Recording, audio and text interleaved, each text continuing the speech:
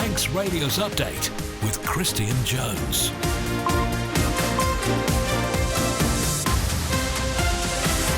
Fast to my 5 o'clock, Thursday the 2nd of April. Thanks very much to Alex Brindley for the past couple of hours. I'm Christian Jones and welcome along to Update. 30 minutes of all the latest news, sport and travel compiled from the resources of Manx Radio's newsroom. On the way tonight, the President of Tynwald is set to stand down after announcing his political retirement. We've been out in Rushen finding out what matters most to voters as the election draws closer. And one of the latest TT debutants talks ahead of his maiden appearance.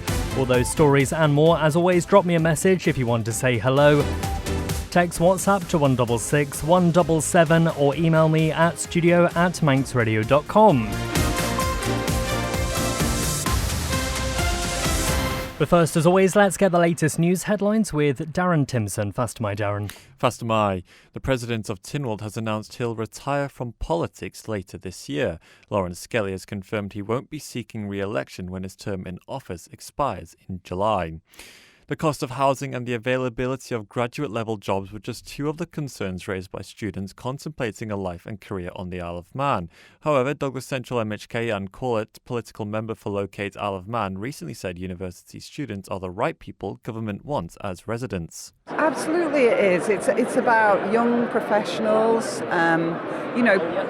people who perhaps will stay and start a family on the Isle of Man. That is exactly what we're looking for here. Manx Care says it's aware of residents experiencing difficulties when booking GP appointments in the south of the island. Patients have recently contacted Manx Radio to highlight the challenges they'd face booking an appointment at Southern Group Practice. To international news, some of the families of people denied a proper burial by a funeral director in Hull are calling for a public inquiry into how it could happen. Robert Bush, who's 48, has pleaded guilty to preventing 30 burials at his funeral home and to stealing money intended for charity. The BBC's outgoing Director General has admitted there's a lot of shock among staff over sacking of Scott Mills. Tim Davies been discussing it in an internal staff call, which has been seen by Sky News. And police in Scotland are urging extreme caution this weekend, especially for lorry drivers as Storm Dave's approaching. It brings a yellow weather warning for wind for the whole nation. Those are the headlines. News next at 6. Darren, thank you very much. Gurmayad. Let's take a look at the weather now, brought to you by Manx Glass and Glazing. Cloudy with rain arriving this evening as moderate southerly breezes strengthen, rain becoming patchier overnight as the wind gradually veers westerly and eases towards dawn. Minimum temperature of 6 degrees Celsius. Tomorrow, though, cloudy start to the day with a few scattered showers, those becoming more isolated throughout the afternoon. Some sunshine breaking through, though, towards the evening.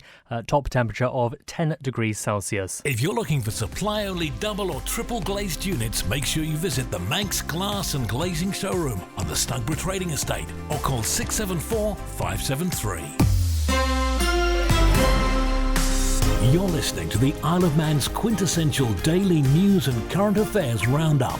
Update on Manx Radio. 3 minutes past 5 on Manx Radio's Update. Well, the President of Tynwald has announced he'll be retiring from political office later this year. Lawrence Skelly has confirmed he won't be seeking re-election when his term in office expires in July. Lewis Foster has this report. Lawrence David Skelly, 2021, and Duan Paul Watson, 3080. Lawrence Skelly, the new kid on the block, how do you feel? Well, I guess as a new politician, I think I'm lost for words, to be honest with you. That's how Lawrence Skelly's political life started back in 2011, becoming MHK for Rushen, a role he'd keep hold of over 2 administrations. Over the course of those 10 years as a member of the House of Keys, 7 he spent as a minister, notably as Minister for Enterprise, overseeing the COVID support packages offered to businesses throughout the pandemic, chairing the Economic Recovery Group alongside Chief Minister Alfred Cannon. Then in April 2021, he announced he would not be seeking re-election, instead putting himself forward for the role of President of Tynwald. We now turn to item 1, election of President. Thank you, Mr Acting President. I rise to propose, Mr Speaker, Duan Watson for the presidency of Tynwald. I wish to second the nomination of Mr Speaker. I would like to propose the Honourable Member for Rushen, Mr Skelly, for the position of President of Tynwald. I wish to second the nomination of Mr Skelly. Thank you, Honourable Members. The ballot reveals that the number of votes for Mr. Skelly is 20, the number of votes for Mr. Watterson is 12. And accordingly, I declare that Mr. Lawrence Skelly has been elected President of Tynwald to hold office until the day of the first ordinary sitting of Tynwald in July 2021. And now here we are, 5 years and countless Gurmayat Ectorens later, and Mr. Skelly says he's calling time on his Manx political career. He's been telling me why. Well, it just seems the right time, I think, for me to step down at this particular juncture. And having, I guess, been in public office now for 15 years, I never really set out to be a career politician.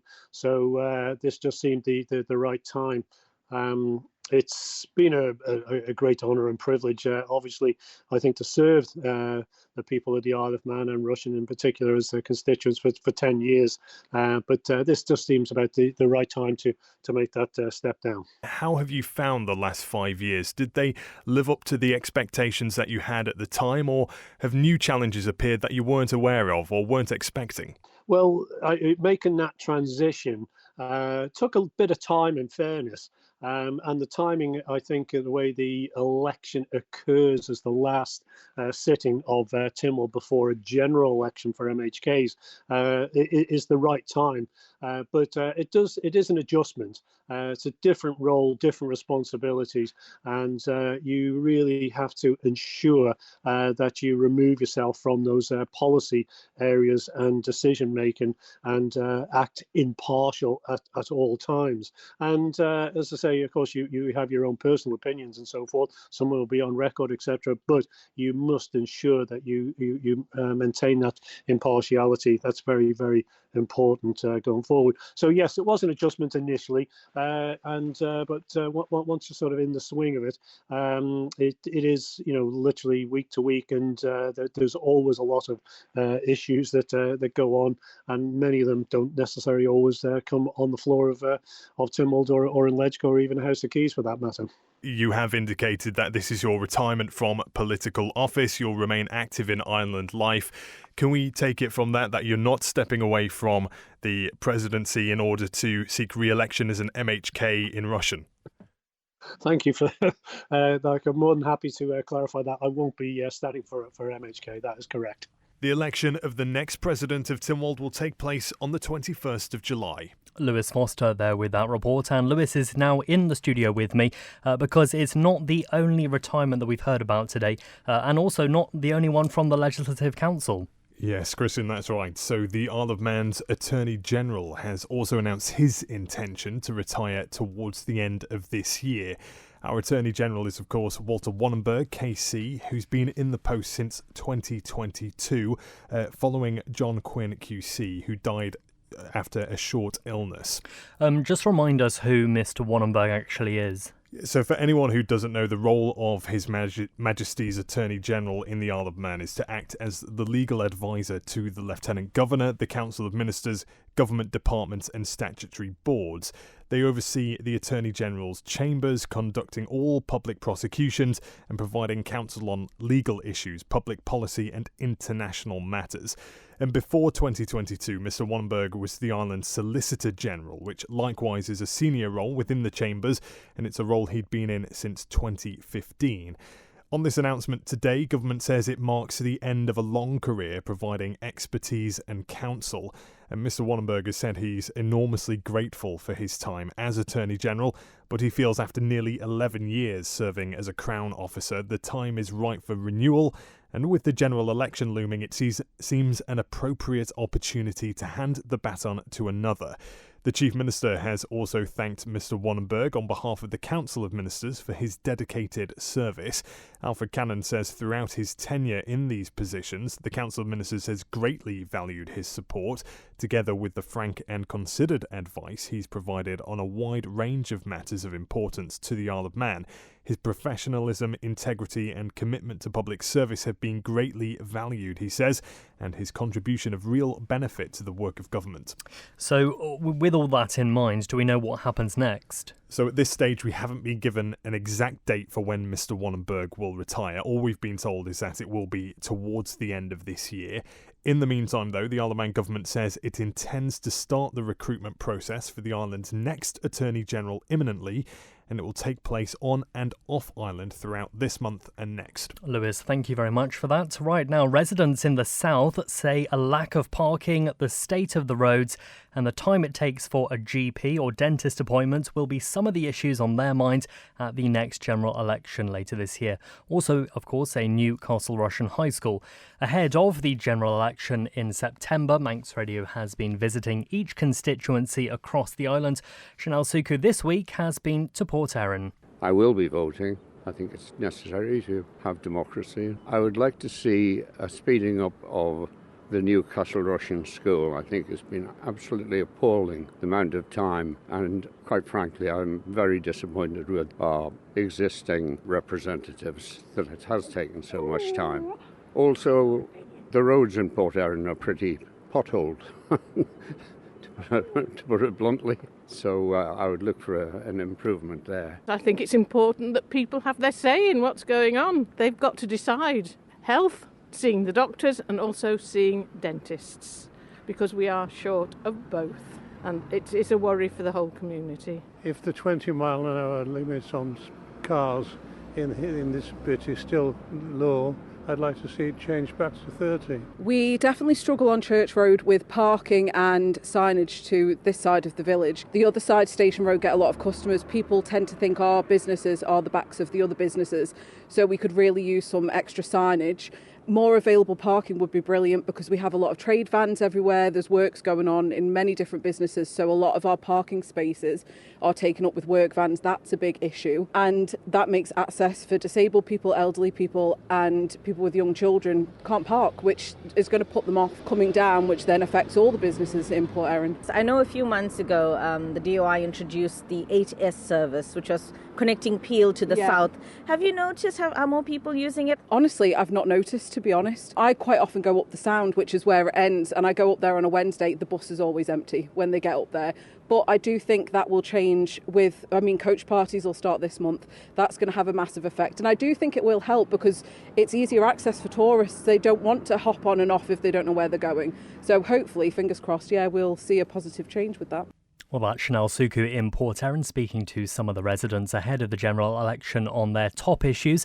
Well, do you live in the south? Do you agree with those? Are there other issues on your mind? Text WhatsApp to 166 177.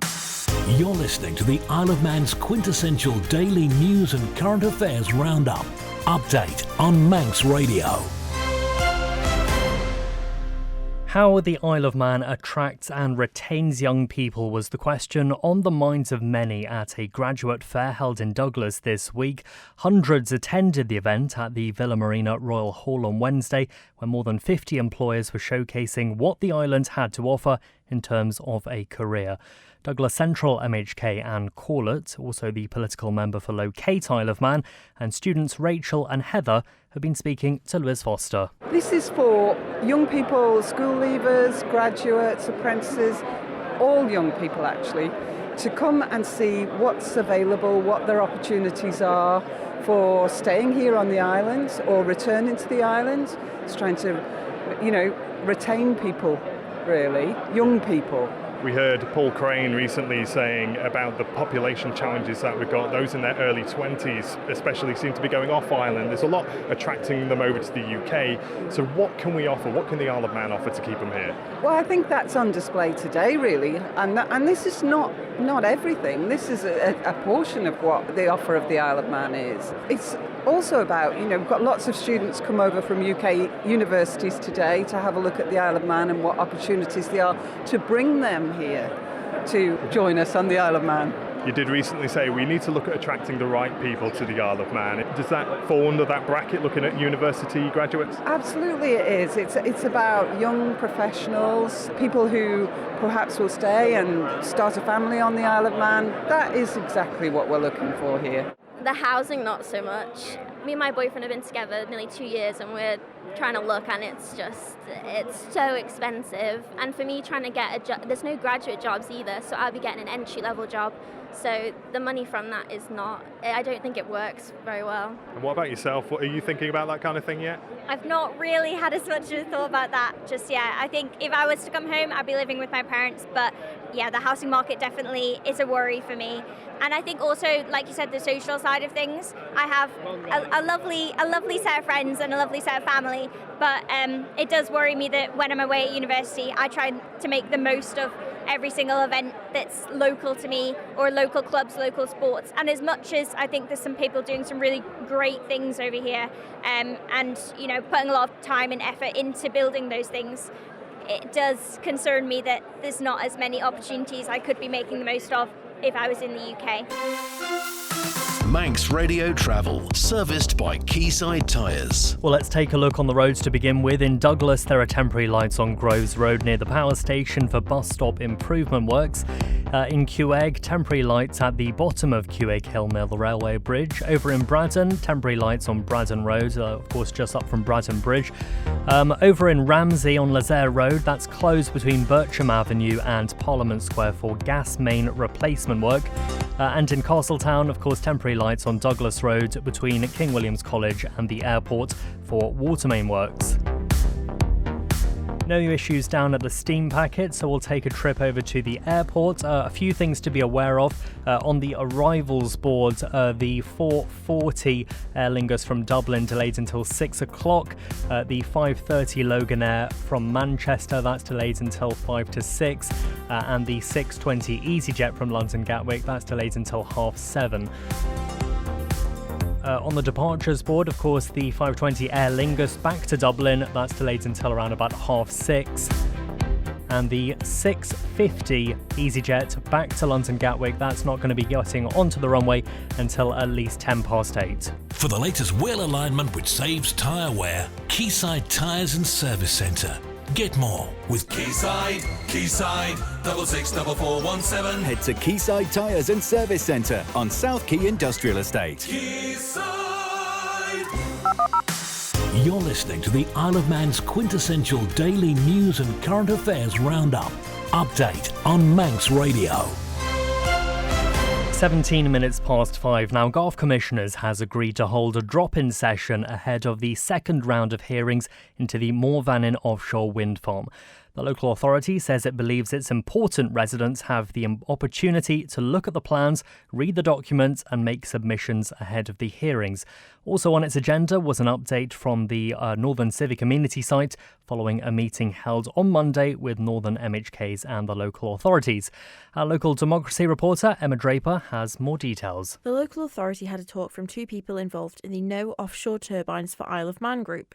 Gina and Ian told the board they had started a campaign and were currently in the process of getting posters and flyers designed to be able to hand out to residents across the east of the island. The pair said they had a number of exchanges with MHKs and ministers over the proposals and were disappointed that several of them are unable to share their views due to Tynwald orders. Gina told the board that the group is hoping to arrange a pick-up point for posters and flyers to allow people to share them around their communities. The board agreed that a drop-in session and mail drop would be needed to inform residents about the plans, the hearing and what next steps they can take. A provisional date has been set for Saturday the 9th of May at the Laxey Working Men's Institute from 4 p.m. to 7 p.m. Also on the agenda was an update on the situation with the Northern Civic Amenity site. Commissioner Jamie Smith said two options were presented by the Infrastructure Minister Tim Crookall and Ramsey MHK Laurie Hooper. Either a formal board is created or the controversial Clause 5 is introduced into legislation. Currently the site is operated by a joint committee, which is classed as informal and is not covered by a Tynwald resolution. A board would provide the amenity site with that protection. Mr Smith also said that contributions are higher than budgeted for and Mackle's has gone up from £36,000 to £44,000.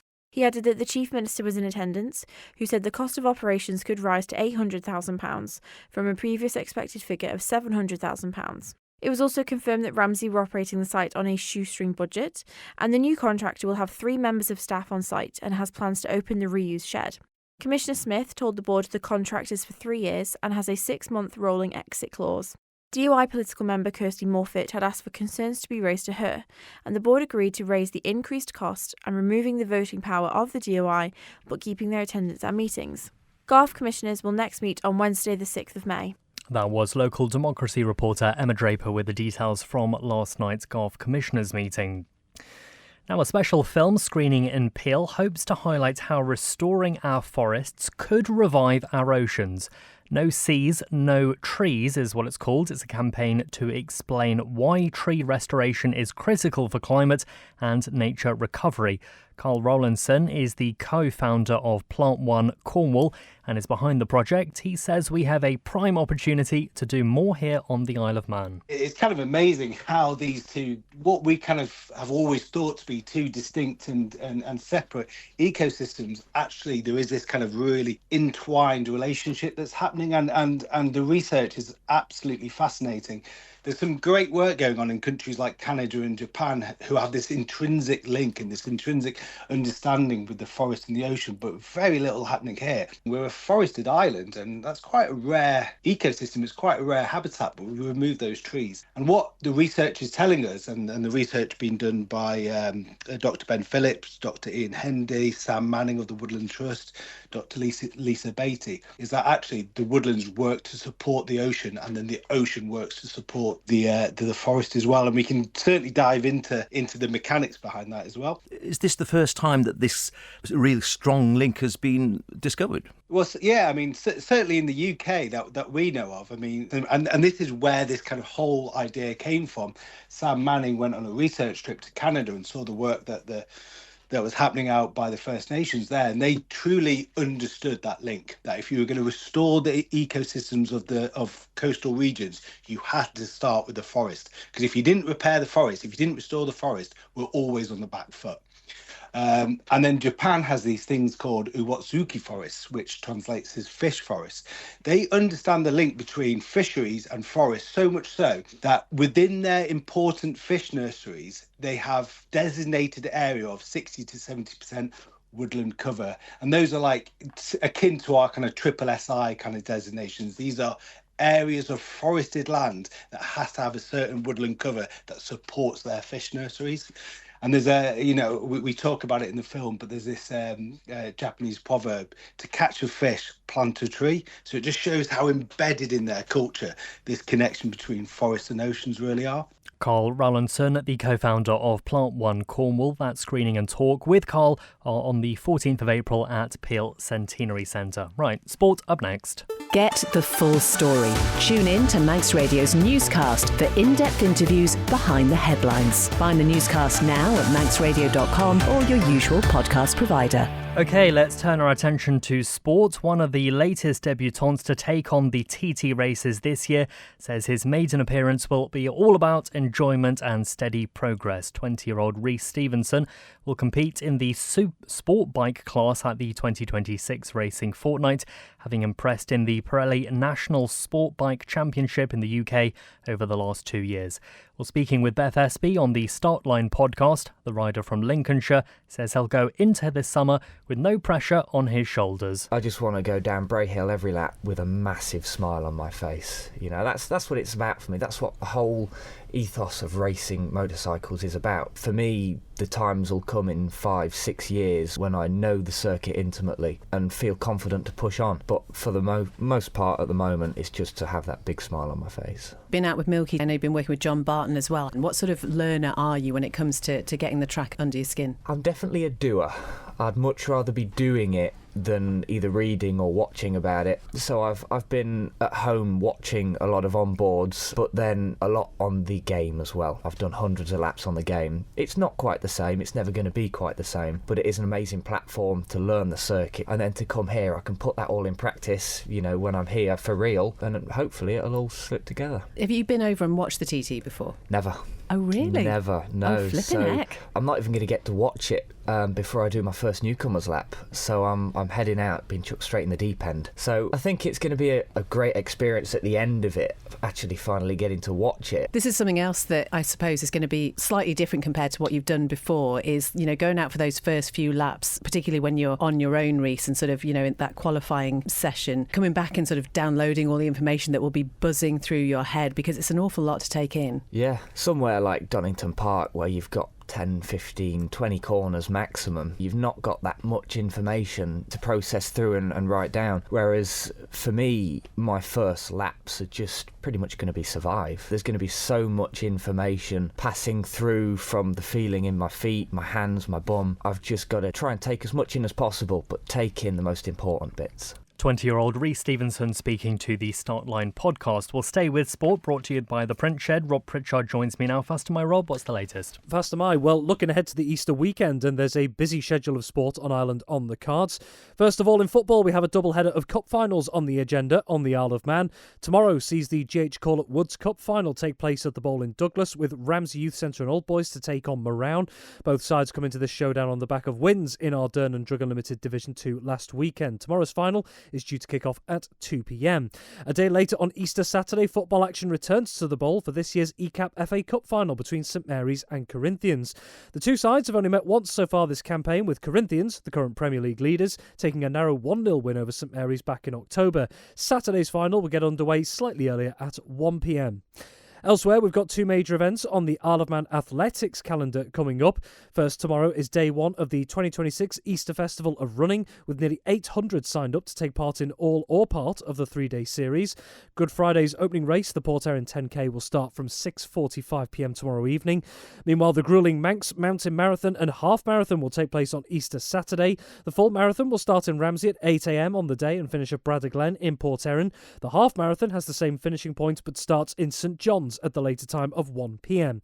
Organisers of those races have warned they are monitoring the forecast poor weather on the day. They add if there are any changes to the schedule or route, a decision will be made by tomorrow and details will be passed on to participants. And finally, the traditional end to the Isle of Man hockey season will take place across 2 days later this month. The Manx Hockey Association's confirmed the 2026 Cup Finals weekend will be held across Friday the 23rd of April and Saturday the 24th of April at the NSC in Douglas. On the evening of day one, there'll be a double header, which involves the finals of both the Ladies' Bowl and Ladies' Cup, and then the remaining four final showdowns, the Ladies' Plate, Men's Bowl, Men's Cup and Men's Plate, will all be held the following day. Good reminder, thank you very much for that, Rob. Well, that is it for Update this evening and week. Thanks very much to newsreader Darren Timpson. Up next is Shaq Clare, Chris Kinley with Greatest Hits after that. Morris Powell will be here from 9 with a little light music before Rhiannon Evans takes over with After Hours. No update tomorrow as it's a bank holiday, so enjoy. Unless you work in retail, of course. I'll catch up with you next week, so until then, take care, bye-bye for now.